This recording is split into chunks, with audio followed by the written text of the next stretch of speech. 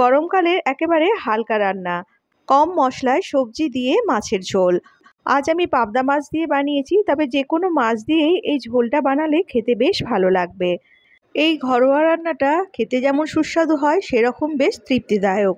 পেঁয়াজ, আদা, রসুন ছাড়া একেবারে হালকা একটা মাছের রেসিপি। নমস্কার বন্ধুরা, জ্যোতিকার রান্নাতে সকলকে স্বাগত। চলো তাহলে দেখে নিই রেসিপিটা। এই ঝোলটা বানানোর জন্য এখানে আমি কয়েকটা পাবদা মাছ নিয়ে নিয়েছি। পাবদা মাছগুলোতে নুন হলুদ ভালো করে মাখিয়ে নিয়েছি। এরপর পাবদা মাছগুলো সর্ষের তেলে দুটো সাইড ভালো করে ভেজে নিয়েছি। পাবদা মাছ ভাজার সময় খুব বেশি ফাটতে থাকে বন্ধুরা, তাই এটা ভাজার সময় একটু ঢাকা দিয়ে মাছগুলোকে ভাজতে হবে। আর বন্ধুরা, অনেকে পাবদা মাছ একটু হালকা করে ভাজে, তবে মাছটা একটু পুরনো হয়ে গেলে এটাকে একটু ভালো করে ভেজে নিতে হবে। এখানে সবগুলো মাছ ভেজে নিয়েছি, আর এর সঙ্গে কিছুটা বেগুন এইরকম লম্বা করে কেটে নিয়েছি, আর কিছুটা ঝিঙে এইরকম লম্বা করে কেটে নিয়েছি। এখন মাছ ভাজার যে বাকি তেলটা আছে তার মধ্যে বেগুনটা হালকা করে ভেজে নেব। বেগুনগুলো 2 মিনিটের মতো নাড়াচাড়া করে ভেজে নেওয়ার পর এটাকে একটু সাইড করে দিচ্ছি, আর এই সাইডে ঝিঙেগুলোও ভেজে নিচ্ছি।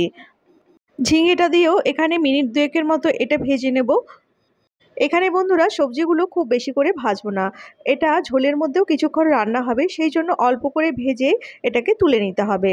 সবজিগুলো এখানে ভাজা হয়ে গেছে। এখানে আমি একটা সেদ্ধ আলু পাতলা লম্বা করে কেটে দিয়ে দিলাম। সেদ্ধ আলুটাও তেলের মধ্যে হালকা নাড়াচাড়া করে একটু সাঁতলে নিচ্ছি। বন্ধুরা, আমি এখানে সেদ্ধ আলুটা ব্যবহার করছি, তার জন্য আলুটা সবার শেষে কড়াইতে দিয়ে একটু সাঁতলে নিচ্ছি। সেদ্ধ আলুটা দিয়ে রান্না করলে এটা খুব তাড়াতাড়ি তৈরি হয়ে যাবে, আর বেশিক্ষণ এটা ভাজতেও হবে না। আলু, বেগুন, ঝিঙেটা মোটামুটি ভাজা হয়ে গেছে। এখন এটা কড়াই থেকে উঠিয়ে নিচ্ছি। এদিকে বাটির মধ্যে একটা মশলা তৈরি করে নিচ্ছি। প্রথমে 1/2 চামচ পরিমাণ জিরে গুঁড়ো দিয়ে দিলাম। এর মধ্যে দিয়ে দিচ্ছি 1/2 চামচ পরিমাণ ধনে গুঁড়ো।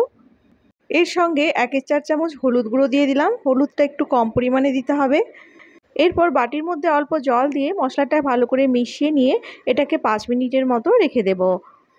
একটা গ্রাইন্ডারের মধ্যে অর্ধেকটা টমেটো 4 টুকরো করে দিয়ে দিলাম। এর মধ্যে দিয়ে দিলাম 1 চামচ পরিমাণ কালো জিরে আর 2টো শুকনো লঙ্কা। গ্রাইন্ডারটার মধ্যে অল্প একটু জল দিয়ে দিলাম। এরপর এই মশলাটার একটা পেস্ট বানিয়ে নিলাম। এখন রান্নাটা শুরু করব। কড়াইয়ের মধ্যে বাকি তেলে 1/2 চামচ পরিমাণ পাঁচফোড়ন দিয়ে দিলাম, আর যে মশলাটা মিশিয়ে রেখেছিলাম সেটা দিয়ে দিলাম।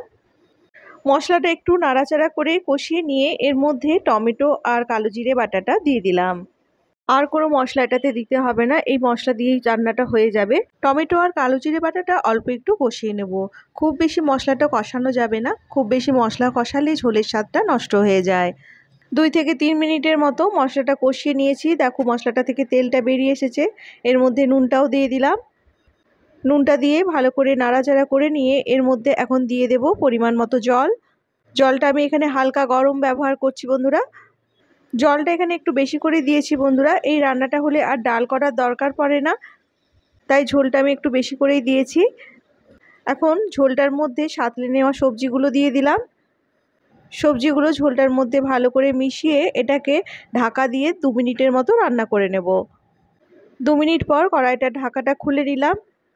2 মিনিটের মতো রান্না করার ফলে সবজিগুলোর মধ্যে ঝোলটা ভালো করে ঢুকে গেছে। এখন এর মধ্যে ভাজা মাছগুলো দিয়ে দিলাম।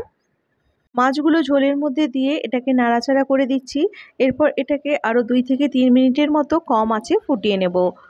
বন্ধুরা, এখানে পাবদা মাছটা যেহেতু খুব নরম মাছ, তাই পাবদা মাছটা দেওয়ার পর এটা খুব বেশি সময় ধরে ফোটানো যাবে না। খুব বেশি ফোটালে পাবদা মাছটা একেবারে নরম হয়ে যায়। 2-3 মিনিটের মতো ফুটে গেলে গ্যাসটাকে বন্ধ করে দেব। সবজি দিয়ে হালকা পাতলা মাছের ঝোল তৈরি হয়ে গেছে। পাবদা মাছ ছাড়াও যে কোনো ছোটো মাছ দিয়ে এই রান্নাটা করলে খেতে বেশ ভালো লাগবে। এটা গরম ভাত দিয়ে খেতে দারুণ লাগে। রেসিপিটি ভালো লাগলে বন্ধুরা প্লিজ চ্যানেলটা সাবস্ক্রাইব করে নিও, আর ভিডিওটা একটা লাইক করে দিও। চলে আসবো আবার একটা নতুন ভিডিও নিয়ে। আজ তাহলে আসি, টাটা।